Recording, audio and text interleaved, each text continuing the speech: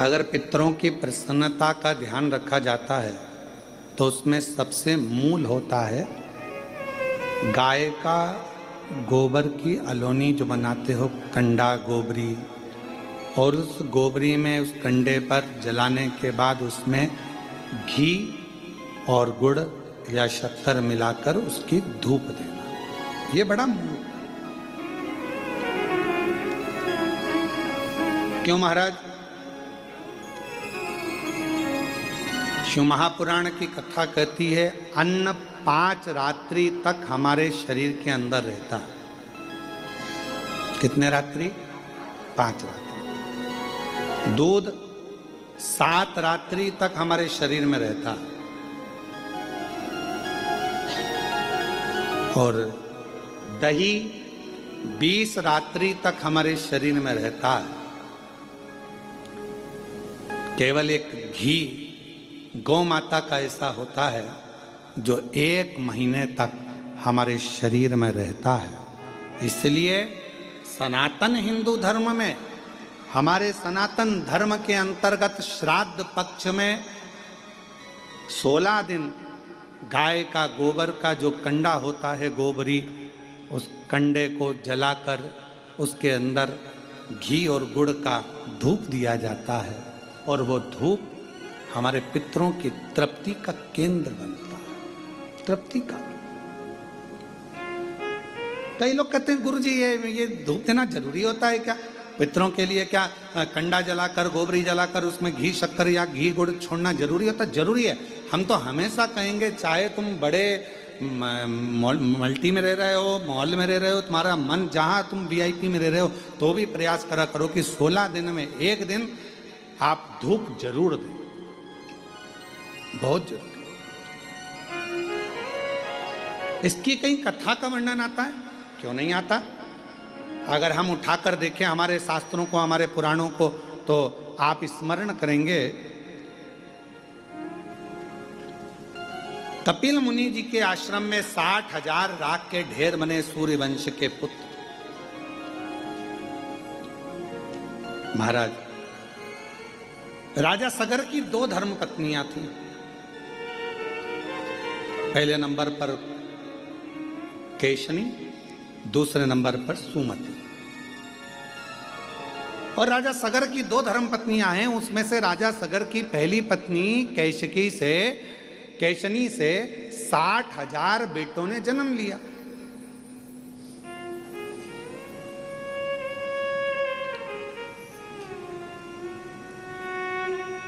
अब कई लोगों के मन में एक प्रश्न खड़ा हो जाता है, गुरु जी एक बच्चे को नारी जन्म देती है तो उसकी स्थिति क्या रहती है, और आप कह रहे हो कि 60,000 पुत्र को जन्म? तो मेरी जीजियों, मेरी बहुओं, बेटियों, मेरी माताओं, मेरी बहनों, एक बात का स्मरण रखना कि पूर्व में संतान प्राप्ति के लिए बहुत सारे व्रत होते थे और उन व्रतों में तब साधना का जब बल बढ़ता था तो गर्भ का कष्ट नहीं होता था और मां अपने बच्चों को जन्म दे देती थी उस तप बल के। आज भी आप लोग देखिए विदेशों में क्या होता है। विदेशों में 2 तरह के हॉस्पिटल बने हुए, एक जगह पर लिखा हुआ है यहां नॉर्मल डिलीवरी होती है, जापा होता है, और एक जगह पर लिखा था यहां ऑपरेशन से बच्चे होते हैं। अब जो भारत से गया हुआ एक व्यक्ति था, संत था, उसने जाकर पूछा भैया कि यहाँ ऑपरेशन से बच्चे होते हैं, यहाँ की फीस कितनी है? तो कहा यहाँ पर फीस लगती है मात्र 60,000 रुपये, 50,000 60,000 रुपये फीस। अब जो नॉर्मल डिलीवरी होती है वहाँ गए तो उनसे पूछा भैया यहाँ तुमने लिखा कि नॉर्मल डिलीवरी होती है, नॉर्मल जापा होता है, यहाँ कितना पैसा लगता है? तो कहा 3.5 लाख रुपये लगते हैं। अब पूछा कि यहाँ 60,000 रुपये में ऑपरेशन से बच्चा हो गया, यहाँ नॉर्मल हुआ, दोनों में क्या अंतर है? तो कहा आधे घंटे में यहाँ ऑपरेशन से बच्चा हो जाता है। यहाँ पर जब गर्भस्थ बच्चा होता है तब गर्भवती नारी को 6ठे महीने में यहाँ बुला लिया जाता है और 6ठे महीने से उसको यहाँ रखा जाता है। उसको गेहूं दे दिए जाते हैं, अपना आटा खुद पीसो और गेहूं पीस के आटा बनाओ, आटा बनाकर अपनी छोटा सा खेत दे दिया जाता है, इसमें सब्जी बो, सब्जी बोकर इसमें अपनी मिर्ची धनिया अदरक जो करना है करो और अपना भोजन खुद बनाओ, झाड़ू खुद लगाओ, लीपो खुद, पोछा खुद लगाओ, सब काम तुम्हें करना है। और कुआं बना दिया छोटा सा, उस कुएं में से पानी भरो, सिर पे रखो अंडा, लेकर घर में जाओ, पानी पियो। ऐसा 3 महीने तक लगातार करने दिया जाता है। 3 महीने के बाद ऑपरेशन करने की जरूरत नहीं पड़ती, नॉर्मल डिलीवरी हो जाती है। 3.5 लाख रुपए उसके लगते हैं। अब हमारे यहाँ तो सास वन बेचारी कह दे कि काम कर ले, जापे के समय पर सास कह दे, माँ कह दे बेटा थोड़ा काम कर ले, अभी जापे का समय। तो मम्मी डॉक्टर ने कहा बेड रेस्ट, मम्मी डॉक्टर बोला बेड रेस्ट, तो डॉक्टर बोला बेड रेस्ट, तो बढ़िया पलंग पर और हाथ में मोबाइल और आवाज लगा चाय लाना। अब बेचारी जो घर में काम करे बेचारी चाय ला कर दे, लाओ जरा ये लाना, वो बेचारी वो ला कर दे, वो मोबाइल देख रही, और मोबाइल में देख रही ना जाने कौन कौन से नाटक, और जी हारे सो, ना जाने कौन सा सास भी कभी बहू थी। अब मालूम पड़े पूरे नाटक में, पूरे इतने नाटक चले, सब में जितने मिले सब रोते ही मिले। तो औलाद ऐसी पैदा हुई कि उसको जमीन पे छोड़ो तो पे पे करे और गोदी में बिठाओ तो चुप रहे।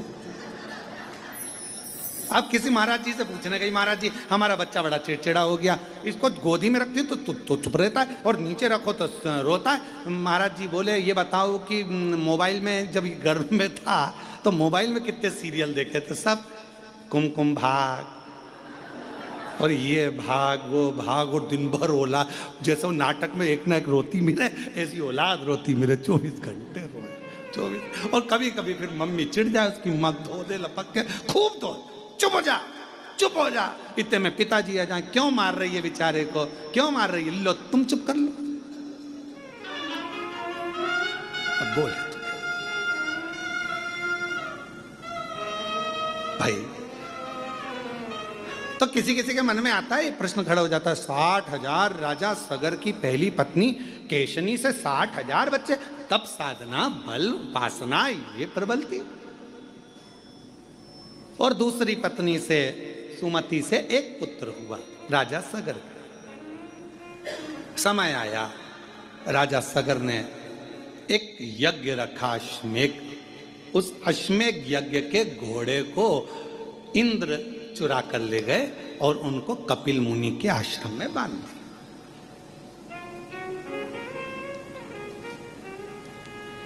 अब आपके मन में फिर अगला प्रश्न आएगा, क्या देवता ऐसे होते थे कि दूसरे के घोड़े चुरा के दूसरी जगह बांध दिया है? बहुत ध्यान रखना, ईर्ष्या एक शब्द ऐसा है जो किसी को भी बढ़ते हुए नहीं देख सकता। आप उन्नति की सीढ़ी पर चढ़ोगे, आपको वो देख नहीं पाएगा। ईर्ष्या, ईर्ष्या एक शब्द ऐसा है जो किसी को बढ़ता हुआ नहीं देख सकता।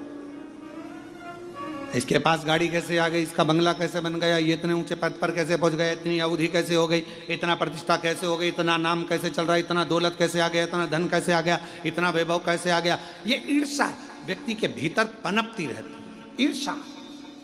और फिर निवेदन है, दूसरे को कोई मतलब नहीं है, सबसे ज्यादा तकलीफ अपनों को होती है। ये ईर्ष्या अपनों को तकलीफ देती। तो क्या करना चाहिए? लोग जलेंगे, ईर्ष्या करेंगे, तो क्या हम गाड़ी में नहीं घूमें? लोग जलेंगे, ईर्ष्या करेंगे, तो हम क्या खाना नहीं खाएं? लोग जलेंगे, ईर्ष्या करेंगे, तो क्या हम कथा नहीं सुने? आप रोज रोज कथा सुन लो। अभी आस्था चैनल वाले एक कोई दिखाएं बार बार बार बार, हमारे को छोड़ के एक को दिखाए, और तुम घर पे जाके जब आस्था चैनल पर कथा सुनना चालू करो और उत्तर में बताओ इसी इसको दिखा रहा, मेरे को दिखाया नहीं, मैं तो बैठी थी आगे बैठी और मुझे दिखाया ही, तो भीतर ईर्ष्या आ जाए। ईर्ष्या बड़ी विचित्र